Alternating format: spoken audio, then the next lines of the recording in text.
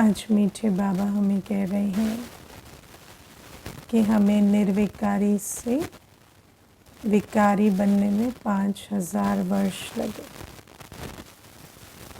अब बाबा आए हैं हमें फिर से विकारी से निर्विकारी बनाने।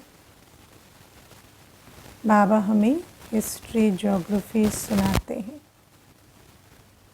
बाबा जब तक नहीं आए तो हमें मालूम नहीं था कि हम ऐसे निर्विकारी थे ना, या निर्विकारी कैसे होते हैं ये भी मालूम नहीं था। आज भी अगर सचमुच पूछा जाए तो निर्विकारी दुनिया का चित्र खींचना बहुत मुश्किल होता है, क्योंकि इस दुनिया में इतना विकार है, हर बात में विकार है है ना, हर प्रकार का विकार और हर बात में विकार है, दृष्टि में, वृत्ति में, कर्मों में। इसलिए बाबा हमें कहते हैं अब विकारी से निर्विकारी बनो। तो बाबा कहते कि निर्विकारी बनने से विश्व के मालिक बन जाएंगे। दुनिया में हर कोई चाहता है हेल्थ, वेल्थ, हैप्पीनेस हो, सुख शांति हो, अकाल मृत्यु से छूट जाएं, सुख की दुनिया में चले जाएं। लेकिन बाबा कहते हैं उस सब का आधार है निर्विकारी बनना। पवित्रता सुख शांति की जननी है और संपूर्ण पवित्रता माना एक भी विकार नहीं। तब ऐसी दुनिया की स्थापना होती जहाँ दुख नहीं, अशांति नहीं, कोई विभाजन नहीं, स्वादिष्ट फल फूल है है ना। बाबा कहते हैं ये सारी दुनिया, ऐसी दुनिया की स्थापना का आधार क्या है? निर्विकारी बनना। अब निर्विकारी बनने का जो बाबा बीज बताते हैं वो है कि विकार का बीज है देह अभिमान, है ना। अब देह अभिमान क्या है? तो देह अभिमान की जो देह अभिमान इतना लंबा चौड़ा है कि वो क्लास में नहीं बताया जा सकता सब कुछ देह अभिमान ही है। तो देह अभिमान की लिस्ट तो इतनी लंबी है कि 1 क्लास, 2 क्लास, 6, 10 क्लास में भी पूरी नहीं हो सकती। अब बाबा हमें कहते हैं कि देह अभिमान को छोड़ना है तो फिर सारे विकार जो हैं, क्योंकि बीज पर काम करेंगे ना। जैसे जब एक वृक्ष को वृद्धि को लाना होता है तो क्या करते हैं? बीज पर पानी डालते हैं। तो अगर हमें संपूर्ण निर्विकारी अवस्था बनानी है तो हमें देही अभिमानी स्थिति पर काम करना होगा। अब आप देखो कि देह अभिमान आज हमारे संस्कारों में है ना। देह अभिमान हमारे संस्कारों में है और देह अभिमान के जो संस्कार हैं वो हमारी स्मृति में, वृत्ति में, दृष्टि में, कर्मों में, हर प्रकार के जो संस्कार हैं। संस्कार भी कई प्रकार के होते हैं ना, देखने के संस्कार, वृत्ति के संस्कार, स्मृति के संस्कार या कर्मों के संस्कार, है ना। Habits of thought, habits of attitude, habits of action, habits of words. तो हर प्रकार के हमारे जो संस्कार हैं उन सब संस्कारों में आज देह अभिमान है। और देह अभिमान कैसा होता है या संस्कार कैसे होते हैं? संस्कार तो चश्मा होता है ना, जिसके द्वारा हम सब कुछ देखते हैं या अनुभव करते हैं। तो जब हम पर देह अभिमान का ही चश्मा लगा हुआ है तो हमें पता कैसे चलेगा ये देह अभिमान है ये सबसे बढ़िया बात है कि जब देह अभिमान का चश्मा लगा होता है, अब जिसको हरे रंग का चश्मा लगा हुआ है उसको पता थोड़ी चलेगा कि मुझे ये जो हरा दिखाई दे रहा है ये राइट नहीं है इसका रंग वाइट है या इसका रंग येलो है और ये ग्रीन नहीं है, क्योंकि उसको तो हरे रंग का चश्मा लगा हुआ है। तो वो जब देख रहा है तो उसको तो लग रहा है ये है ही ग्रीन, तो मैं क्या गलत देख रहा हूँ, या अगर ग्रीन है तो उस आधार से मैं जो भी कर्म कर रहा हूँ वो क्या गलत कर रहा हूँ। तो ऐसे ही हमारे जब संस्कार देह अभिमान के होते हैं तो हमें हर कर्म जो हम उस देह अभिमान के संस्कार से करते हैं, हमें लगता है वही कर्म नेचुरल है, वही कर्म राइट है, और इसीलिए हम उसको करते रहते हैं। अब बाबा हमें कहते हैं कि ये देह अभिमान का चश्मा तो बहुत 63 जन्मों से लगा हुआ है और काफ़ी मोटा ताज़ा अच्छा चश्मा हो गया है अभी। तो अभी क्या करना है, तो अभी देह अभिमान को परख के निकालना। और कई बार बाबा एक एग्जाम्पल देते हैं ना कि दरवाज़ा खुला छोड़ा हुआ है और फिर कुत्ते को निकालो तो बिल्ली आ जाए, बिल्ली को निकालो तो चूहा आ जाए, तो सारे दिन है ना दौड़ दौड़ के जानवरों को निकालते ही रहो, पर दरवाज़ा बंद ना करो तो क्या होगा, बस आप थक जाएंगे। लेकिन ऐसा नहीं कि वो कोई जानवर आना बंद हो जाएंगे। ऐसे ही अगर देह अभिमान का दरवाज़ा खुला है और उसके एक रूप को बाहर निकालते हैं तो दूसरे रूप से वो आ जाता, फिर दूसरे को बाहर निकालो तो तीसरे रूप से आ जाता। तो बाबा हमें कहते हैं इसीलिए अब हमें दरवाज़ा बंद करना पड़े देह अभिमान का। और देह अभिमान का दरवाज़ा बंद कैसे होता, देही अभिमानी स्थिति बनाने से। हमें देही अभिमानी स्थिति बनानी है। अब हमें सबसे पहले तो आज हम निशानी समझेंगे। जब हम देही अभिमानी हैं तो हमारी निशानी क्या होगी, कैसे पता चले हम देह अभिमान में हैं या हम देही अभिमानी हैं। तो जब हम देही अभिमानी हैं तो हमारा योग बाबा से होगा। देही अभिमानी की निशानी क्या है, उसको कोई परिस्थिति, कोई व्यक्ति, किसी के कर्म, किसी के बोल कुछ भी याद नहीं आएगा, कोई वस्तु, किसी के साथ उसका बुद्धि योग नहीं, उसका बुद्धि योग एक बाबा के साथ रहता। इसको पहली निशानी कहेंगे देही अभिमानी बनने की। दूसरी निशानी, हर कर्म दैवी गुण संपन्न होगा। हर कर्म पवित्र, संतुष्टता स्वरूप, सुख स्वरूप, शांत स्वरूप। अगर हमारे कर्मों में दैवी गुण हैं तो कहेंगे ये देही अभिमानी अवस्था है।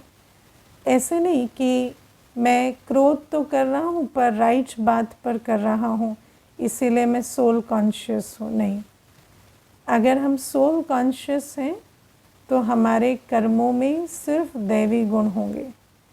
अब अगर मैं अभी पूछूं कि कितने दैवी गुण की लिस्ट बना सकते हैं तो 6-7 से ज़्यादा बुद्धि में आते नहीं हैं, है ना। किसी किसी के तो 4-5 ही बुद्धि में आएंगे ना। कौन कौन है जो 20 दैवी गुण, 21 दैवी गुण की लिस्ट बना सकते हैं अभी अभी?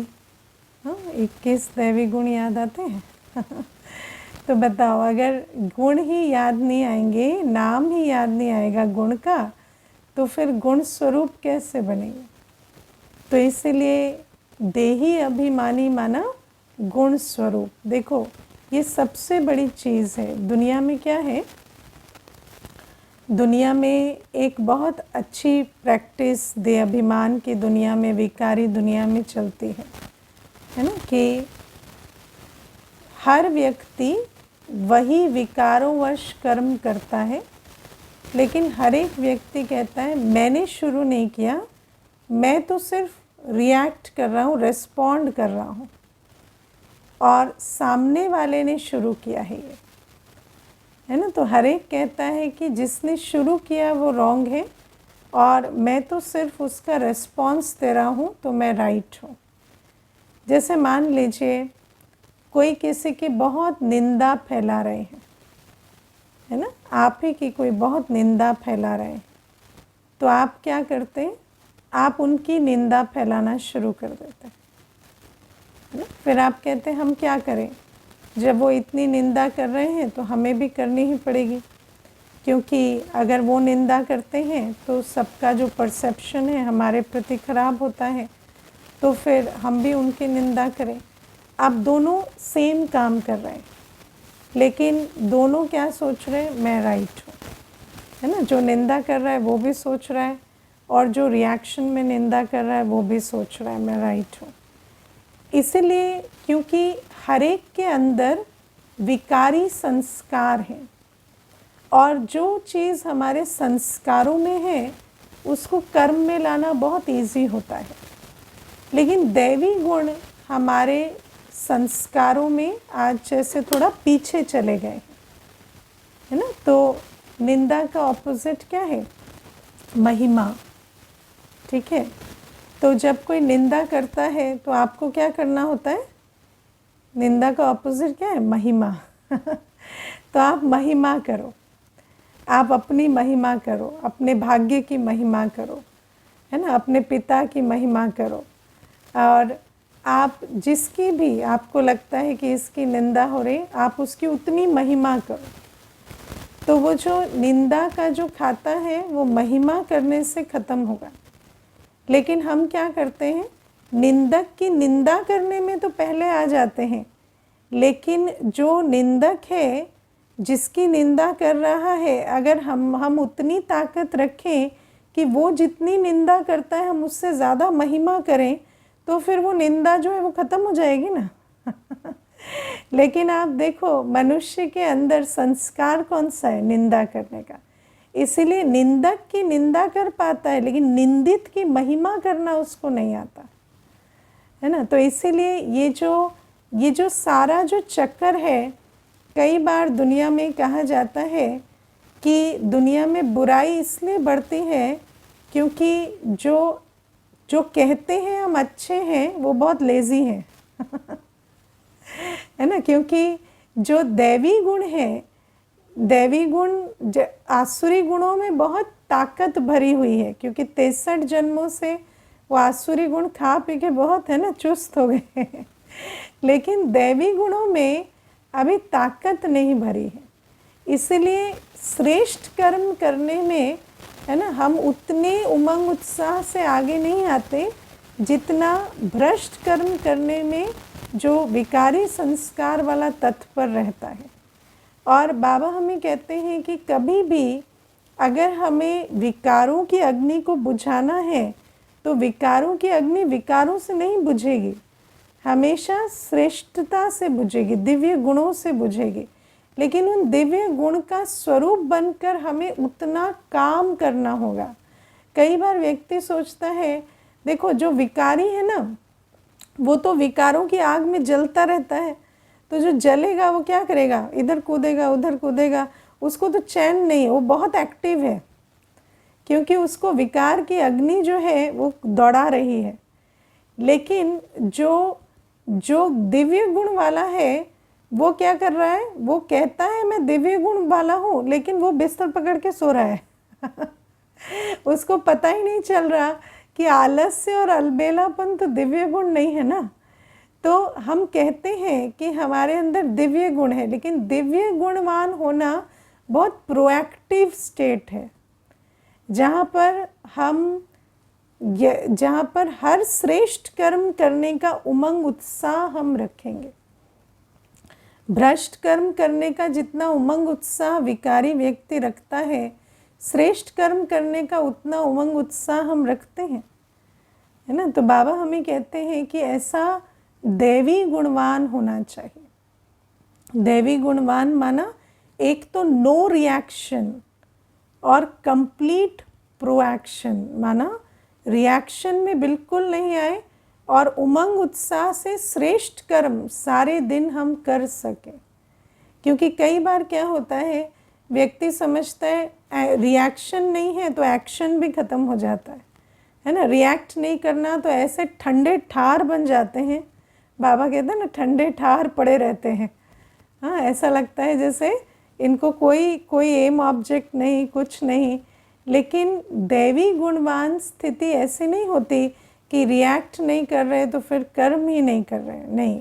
जो श्रेष्ठ कर्म है, जो हमें बाप की महिमा, जो हमें सेवा का कर्म सारे दिन करना है, या जो भी हमारी जो लौकिक जिम्मेवारियां भी हमें पूरी करनी है, या हमें सेवा के रूप से जो ज्ञान योग धारणा सेवा स्व पुरुषार्थ की करनी है, या सेवा के रूप से हमें जो बाप की महिमा, यज्ञ की महिमा है ना, हर एक चीज़ की जो महिमा आगे करनी है।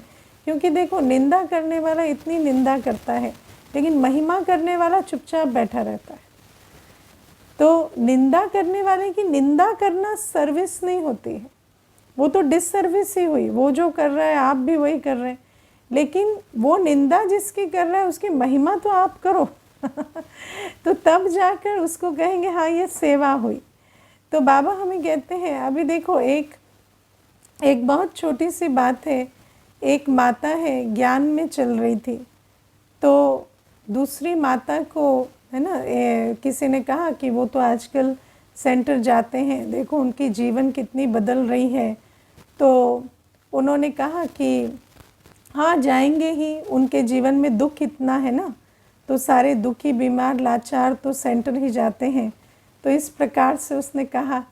तो इन्होंने कहा दुख तो आपके जीवन में भी कम नहीं है, लेकिन महिमा तो उसकी है ना जो दुख में भगवान को चुने, है ना। आपने क्या किया, दुख में शराब को चुना तो वो दुख वही दुख है जो उसको भगवान का बनाता है। दुख तो सबके जीवन में है, लेकिन देखो भगवान की कितनी महिमा है, उनकी तकदीर की कितनी महिमा है कि वो दुख जो है उनका भाग्य है कि उस दुख के कारण वो भगवान के पास पहुँचे। तो जब वो उन्होंने ऐसा कहा, फिर वो जो सामने वाला व्यक्ति था वो भी कहता है हाँ बात तो आपकी ठीक है, दुख तो सभी के जीवन में है। तो आप देखो, जब किस उनकी तकदीर की महिमा की या जब उनकी पुरुषार्थ की महिमा की, तो वो बात जो है वो उनकी बुद्धि में भी बैठी। तो बाबा हमें कहते हैं कि इस प्रकार से हर एक बात में हमें भी, हम जो सिर्फ कहने की बात नहीं है, पर पुरुषार्थ में भी हम ऐसा नहीं कि हम शांत हैं, शीतल हैं, तो हमारे अंदर उमंग उत्साह की कमी हो। हम बनने बनाने में सारे दिन लगन में रहें और रिएक्शन बिल्कुल नहीं। कोई भी चीज़, दैवी गुणों में पवित्रता, संतुष्टता मुख्य गुण है। कुछ भी हो जाए मेरे अंदर असंतुष्टता की लहर लाए, कोई कंप्लेंट नहीं, कोई ऐसी बात नहीं ये क्यों वो क्यों, कोई क्वेश्चन नहीं, सदा फुल स्टॉप। और प्योरिटी, सदा अपने दिल में शुभ भावना, शुभकामना, सब अच्छा है, सब अच्छे हैं, और हर समय फुल स्टॉप लगा कर चलना। लेकिन अपने श्रेष्ठ कर्मों में, पुरुषार्थ में और सेवा में पूरी लगन से चलना, कभी रिएक्शन में नहीं आना और प्रोएक्टिव स्टेट में फुल्ली रहना। तो बाबा कहते हैं ऐसे ये होती है देही अभिमानी स्थिति की निशानी। क्योंकि देह अभिमान वाला क्या होता है, जब उसके नेगेटिव संस्कार उछल खाते हैं तो खूब रिएक्ट करेगा और सोचेगा कि मैं तो गलत बात पे रिएक्ट कर रहा हूँ तो मैं राइट कर रहा हूँ, लेकिन वो भी आपका पाप का खाता ही बना रहा है, और बाकी टाइम क्या करेगा, गद्दा पकड़ के सोएगा। तो बाबा कहते ये कोई देही अभिमानी स्थिति नहीं। फिर देही अभिमानी स्थिति की जो मूल निशानी है वो है सेवा, है ना। सदा सेवाधारी, निरंतर सेवाधारी। एक संकल्प भी मेरा सेवा के बिना ना जाए, एक संकल्प भी मेरा, है ना, मनसा सेवा हो, चाहे स्थूल सेवा की प्लानिंग हो, चाहे कोई भी ऐसी, है ना, क्रिएटिव फोर्स हो, उस क्रिएटिव कार्य में मेरा एक एक संकल्प लगे। तो बाबा कहते हैं मनसा से, वाचा से, कर्मणा से, तन से, मन से, धन से निरंतर सेवाधारी हम रहें। तो ये है देही अभिमानी की निशानी। अब बाबा कहते हैं कि देही अभिमानी बनेंगे कैसे। तो देही अभिमानी बनने के लिए हमें सबसे पहले मैं देह से न्यारी आत्मा हूँ, अभ्यास करना है। आज बाबा ने कितना सुंदर हमें समझाया कि मैं आत्मा शिव बाबा की संतान आत्मिक रूप में भाई भाई हूँ, और ब्रह्म प्रजापिता ब्रह्मा के बच्चे के रूप में हम भाई बहन हैं, है ना। तो हम बाप दादा की याद में मैं आत्मा एक दूसरे के साथ हमारा क्या संबंध है, भाई भाई का और भाई बहन का। तो बाबा हमें कहते हैं आत्मिक स्मृति को बहुत पक्का करना है। सबसे पहली जो स्मृति होती है वो होती देह के जेंडर की, है ना, जिसके कारण काम विकार की जागृति होती है। तो काम विकार क्यों आता है? क्योंकि देह के जेंडर का भान रहता है। तो बाबा हमें कहते हैं कि कोई स्त्री पुरुष नहीं है, हम सब आपस में आत्मा भाई भाई और देह के संबंध में भाई बहन हैं। इस संबंध की स्मृति से हमारे अंदर विकारी दृष्टि खत्म होती है। लेकिन इसके लिए हमें पक्का क्या करना पड़ेगा? मैं आत्मा शिव पिता की संतान आत्मा हूँ और प्रजापिता ब्रह्मा के संतान ब्रह्मा कुमार कुमारी हूँ, है ना, मैं ब्राह्मण हूँ। तो बाबा हमें कहते हैं ऐसे एक एक स्मृति को पक्का करते जाए। और संस्कारों का जो स्विच होता है वो स्मृति में होता है। हर आत्मा के अंदर हर प्रकार के जो 84 जन्मों के संस्कार है ना, पवित्र से पवित्र संस्कार और पतित से पतित संस्कार सदा आत्मा के अंदर रहते हैं, है ना। लेकिन कौन से संस्कार इमर्ज रहेंगे और कौन से संस्कार हमारे मर्ज रहेंगे, ये डिपेंड करता है हमारी स्मृति पर। जैसे कि किसी में क्रोध का संस्कार है, लेकिन अगर उसकी स्मृति में है कि सामने वाला बॉस है तो क्रोध करेगा क्या? क्रोध नहीं करेगा, क्योंकि जैसे ही उसको पता है मैं जूनियर हूँ, ये सीनियर है, ये अवेयरनेस है उसको, तो वो क्रोध नहीं करेगा, क्योंकि उसको पता है कि इसमें मेरा नुकसान होगा। लेकिन जैसे ही उसको स्मृति रहे मैं सीनियर हूँ और ये जूनियर है, तो अपने क्रोध को बिल्कुल लगाम नहीं देगा। तो सारा जो संस्कारों का खेल है, संस्कारों का जो स्विच है, वो स्मृति में रहता है।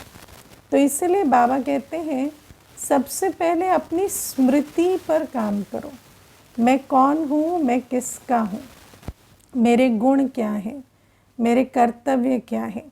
सारे दिन इस पर काम जब हम करेंगे ना, तो हमारे श्रेष्ठ संस्कार, दिव्य संस्कार इमर्ज रहेंगे। और जैसे ही हम देह को देखते हैं, देह के संबंधों को देखते हैं, पुरानी दुनिया के राइट रॉन्ग में जाते हैं, तो हमारे पतित संस्कार इमर्ज होने लगते हैं। इसलिए अगर हमें देही अभिमानी रहना है तो मुझे अपनी स्मृति पर काम करना है।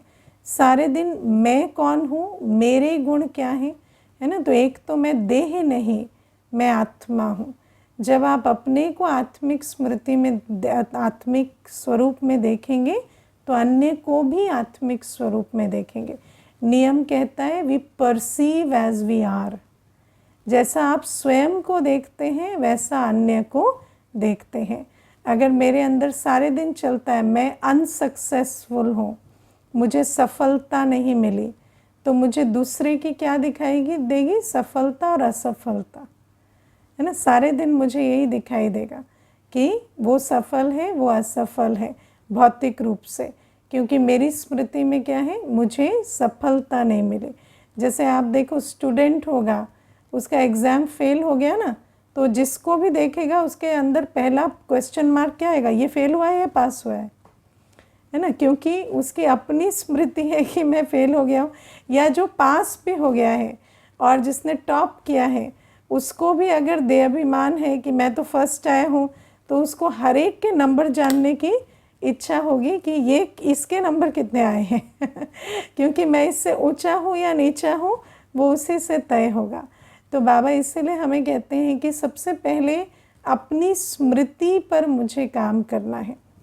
आप देखो, ये जो बाबा हमें कहते हैं मैं तुम्हें हिस्ट्री ज्योग्राफी का ज्ञान देता हूँ, तो सतयुग त्रेता 2 युगों तक मान अपमान, हानि लाभ, निंदा स्तुति, है ना, जय पराजय, यश अपयश, जीवन मृत्यु, सुख दुख, ये भान नहीं होता, विकार भी नहीं होते, और ये जो इमोशंस है ये नहीं होते वहाँ, है ना। वहाँ ऊंचे नीचे का भान नहीं होता, वहाँ मान अपमान का भान नहीं होता।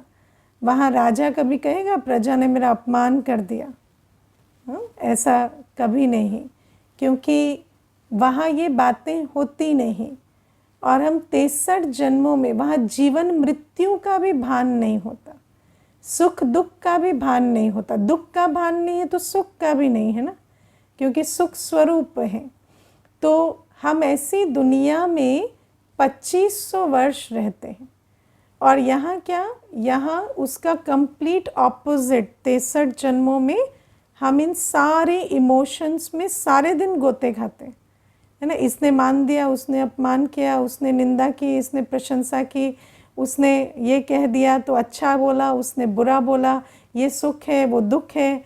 तो सारे दिन हम इन इमोशंस में गोते खाते हैं, और ये जो इमोशंस हैं ये ऑपोजिट है। इनका नियम क्या है, अगर आप सुख की अनुभूति करते हैं तो दुख की भी करेंगे, अगर आप मान की करते हैं तो अपमान की भी करेंगे, है ना। कई बार हमें लगता है कि जब हम अपमान की अनुभूति करते हैं तो बुरा लगता है, तो मुझे अपमान की अनुभूति नहीं करनी है।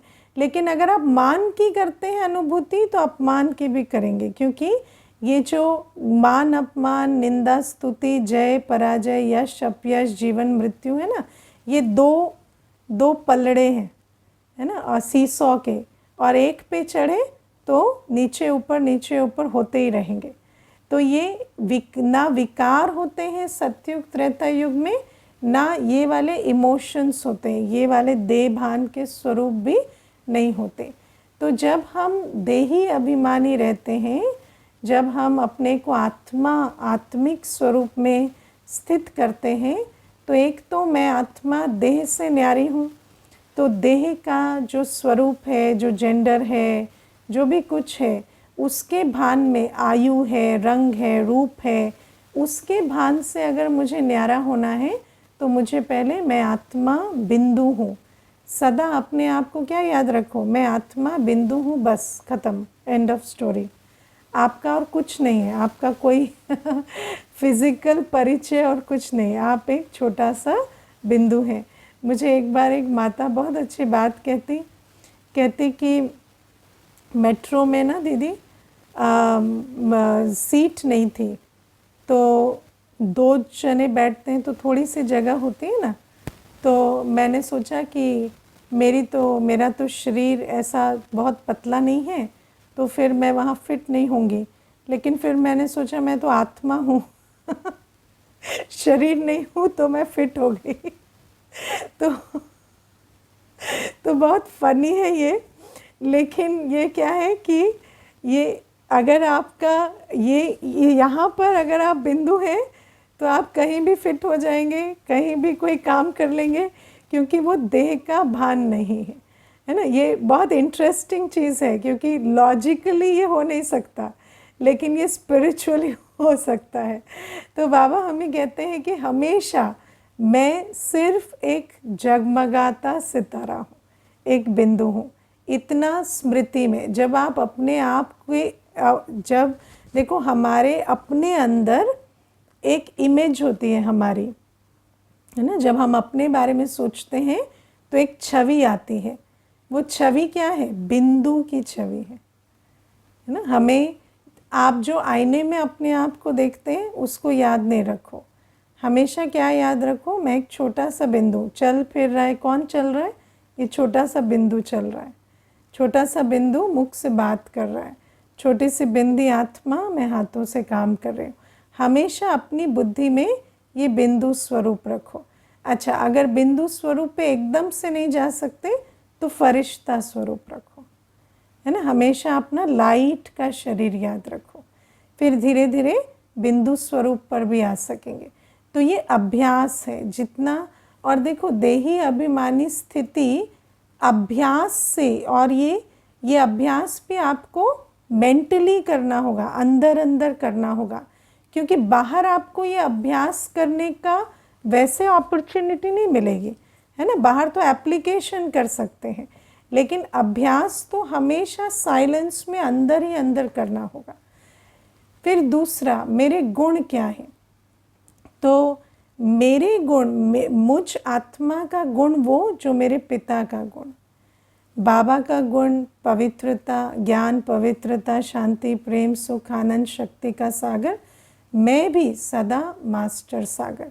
अपने अंदर उन गुणों को सींचो, है ना। पवित्रता, संतुष्टता, धैर्यता, नम्रता, ये मेरे गुण हैं। मेरे पिता के गुण सो मेरे गुण, मेरे आदि स्वरूप के गुण सो मेरे गुण अपनी स्मृति में लाओ। मैंने 2 युगों तक दैवी गुणों की सृष्टि में पाठ बजाए और उन गुणों को सींचे, और हर कर्म करते हुए जब देह के भान से परे गुण स्वरूप होकर कर्म में आएंगे तो कहेंगे हाँ, ये निर्विकारी बन रहे हैं या देही अभिमानी। क्योंकि अगर हमारे अंदर, अगर हम नए संस्कारों को, नई स्मृतियों को पानी नहीं डालेंगे तो पुराने संस्कार, पुरानी स्मृतियां काम करेंगी। जो हमारे पुराने संस्कार हैं, पुरानी स्मृति है देह अभिमान की, वो काम करेगी अगर मैं नई स्मृति और नए संस्कार को इमर्ज ना करूं। तो अपने अंदर ये जो अभ्यास है कि मैं कौन हूँ, मेरा स्वरूप क्या है, मेरे गुण क्या हैं, मेरी शक्तियाँ क्या हैं, इनको याद करो। क्योंकि अगर आपको ये याद नहीं होगा तो नेचुरल है कि सामने वाला क्या कर रहा है, परिस्थिति क्या है, उस पर अटेंशन जाएगा। और जैसे ही आप बाहर को देखेंगे तो पुराने संस्कार ट्रिगर होते, राइट रॉन्ग के, मान अपमान की फीलिंग में जाते, और हर एक के अंदर निंदा, स्तुति, मान अपमान, जय पराजय की फीलिंग्स हैं। क्योंकि हम 63 जन्म उस दुनिया में रहे, लेकिन हमें अपनी आंतरिक स्थिति को, अपनी स्मृति को इतना पक्का करना है कि वो पुराने संस्कार इमर्ज ना होकर हमारे दैवी गुण इमर्ज रहे, है ना। और बाबा हमें कहते हैं कोई मासी का घर नहीं है। और सचमुच देखो, मैं आपको एक अनुभव की बात बताती हूँ। एक भाई थे, बहुत सालों से ज्ञान में थे, तो मुझे कहते संस्कार कभी बदलते नहीं हैं, है ना। तो मैंने कहा आपके नहीं बदले क्या? तो मुझे कहते कि नहीं, किसी के नहीं बदलते। तो मैंने कहा अपने नहीं बदलते हैं ना, तो ऐसा ही लगता है कि किसी के नहीं बदले। लेकिन ऐसा नहीं है, संस्कार बदलते हैं पर मेहनत बहुत लगती। और जो अनुभवी नहीं होगा ना, वो आपको उल्टा ज्ञान देगा कि नहीं, ये कभी बदलते ही नहीं। लेकिन और संस्कार, ये पक्की बात है कि संस्कार कभी भी ख़त्म नहीं होते, मर्ज और इमर्ज होते। और इस समय हम देही अभिमानी स्थिति के अभ्यास से अपने दैवी संस्कारों को, ईश्वरीय संस्कारों को इतना पक्का और स्थायी इमर्ज कर सकते हैं कि 21 जन्मों तक वो मर्ज नहीं होते। इतना पक्का अभ्यास कर हम उनको इमर्ज कर सकते। तो बाबा हमें कहते हैं कि जब हम बाबा की याद में रहते हैं, जब हम इस स्मृति में रहते हैं कि मैं ईश्वरीय संतान हूँ, तो मेरे ईश्वरीय संस्कार इमर्ज रहते हैं। ईश्वरीय संस्कार क्या है? सदा दातापन के संस्कार, सदा विश्व कल्याण के संस्कार, अथकपन के संस्कार, ये सारे संस्कार ईश्वरीय संस्कार। जब हम बाबा मेरा पिता और मैं बच्चा, और जो बाप का गुण, जो बाप का कर्तव्य वो मेरा कर्तव्य, जो बाप की शक्तियाँ वो मेरी शक्तियाँ, जब मैं इस स्मृति में रहती तो मेरे ईश्वरीय संस्कार, मेरे शक्ति के संस्कार, ईश्वरीय गुणों के संस्कार, कर्तव्यों के संस्कार इमर्ज होते। और जब मैं अपने आदि स्वरूप की स्मृति में रहती कि मैं आत्मा देवी कुल की आत्मा हूँ, और 63 मैंने 21 जन्म मैंने देवी कुल में अपने पवित्र देवी गुणों के साथ इमर्ज रूप में, संस्कारों के रूप में पाठ बजाया है, तो वहाँ मेरे दैवी संस्कार इमर्ज होते। ईश्वरीय संस्कार है ज्ञान, पवित्रता, शांति, प्रेम, सुख आनंद शक्ति, है ना। ये बाबा इन गुणों का सागर है और बाबा का कर्तव्य क्या है? विश्व कल्याण करना। तो कल्याण के संस्कार, विश्व कल्याण के संस्कार, दातापन के संस्कार, मास्टर दुख हरता सुख करता बनना, गति सदगति दाता, मास्टर पतित पावन, ये सारे ईश्वरीय संस्कार हैं। और दैवी संस्कार क्या है? मधुरता, है ना, हार्मनी में संस्कार मिलन करके चलना, धैर्यता, नम्रता, ये सारे दैवी गुण के संस्कार हैं। तो बाबा कहते हैं जितना अपनी श्रेष्ठ स्मृतियों में रहेंगे, श्रेष्ठ संस्कारों को इमर्ज करेंगे, तो जो पतित देभान के देहाभिमान की फीलिंग्स हैं और जो विकारी संस्कार हैं, व्यर्थ विस्तार के संस्कार हैं, वो मर्ज होते जाएंगे। इसीलिए हमारी जो पूरी ये यात्रा है, ये स्मृति के आधार से चलती है। ऐसा नहीं हम, है ना, एक एक संस्कार को भगाते रहें और नया धारण करते रहें, उस आधार से नहीं। तो सदा मैं कौन, मैं किसका, मेरा आदि अनादि स्वरूप क्या, इस पर हमें काम करना है। अच्छा, ओम शांति।